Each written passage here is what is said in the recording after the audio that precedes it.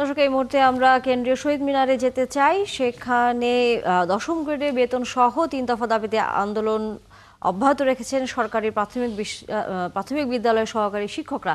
সহকর্মী রায়হান কবির যুক্ত হয়েছেন আমাদের সাথে এই বিষয়ে সর্বশেষ খবর নিয়ে।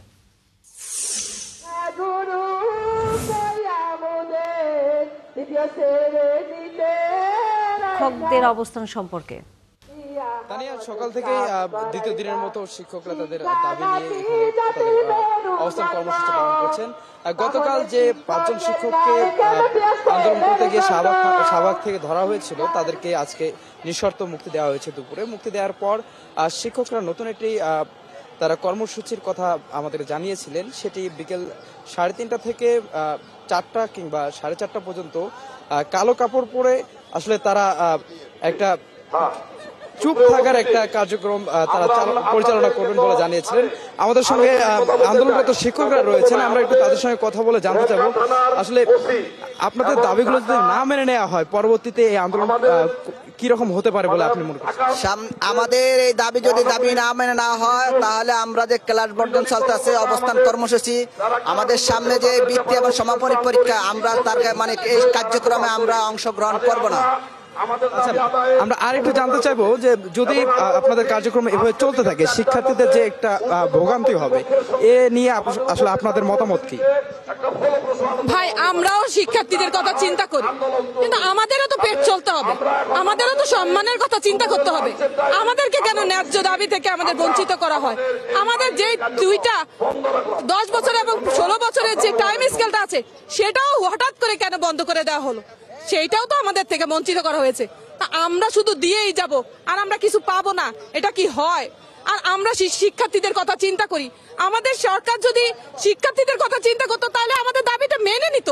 এত তাড়াতাড়ি যদি ওনারা যত তাড়াতাড়ি মানবে তত তাড়াতাড়ি আমরা এখান থেকে যাব।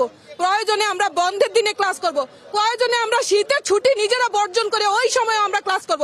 আমরা শিক্ষার্থীদের পুষিয়ে দেব, আমরা শিক্ষার্থীদের বিপক্ষে না। আমরা ওই কমল শিশুদের ছোট্ট মুখখানা আমরা কখনো তাদেরকে নিরাশ হতে দিব না। আমরা শিক্ষক, আমরা জানি কিভাবে দেশকে গড়তে হয়। যত আমাদেরকে আন্দোলনে আমাদেরকে দেরি করবে, যত আমাদের দাবি মেনে নিতে তারা দেরি করবে, ততই শিক্ষার্থী ক্ষতিগ্রস্ত হবে। আমরা শিক্ষার্থীর ক্ষতি করছি না তো, সরকার ক্ষতি করছে, দেশ ক্ষতি করছে। দেশ কেন মেনে নিচ্ছে না আমাদের এই ব্যাপারগুলা? যেখানে পরীক্ষণ বিদ্যালয়ের শিক্ষকরা একই যোগ্যতার হয়ে তারা 10ম গ্রেড পায়, আমরা কেন পাই না? আমরা তো একই যোগ্যতার একই ক্যাটাগরি, আমরা একই মায়ের 2 সন্তান। আমাদের এক সন্তানকে দেওয়া হয়, আরেক সন্তানকে কেন বিমাতা সুলভ আচরণ করা হয়? যোগ্যতা এক, একই বিজ্ঞপ্তি, একই সবকিছু, কারিকুলাম এক, পড়ালেখা এক, সব শিক্ষার্থী এক, তাহলে কেন আমাদের সাথে বৈষম্য? আমাদেরকে কেন 13তম গ্রেড দেওয়া হয়, তাদেরকে কেন 10ম গ্রেড দেওয়া হয়?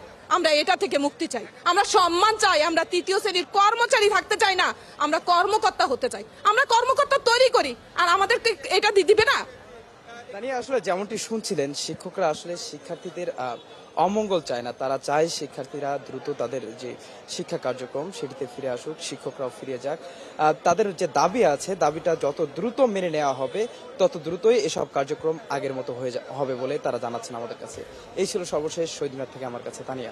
ধন্যবাদ রায়হান কবির। নিশ্চয়ই ফিরবো পরবর্তীতে আবারও শিক্ষকদের আন্দোলনের খবর জানবার জন্য। দর্শক, সহকর্মী রায়হান কবির ছিলেন আমাদের সাথে কেন্দ্রীয় শহীদ মিনার থেকে।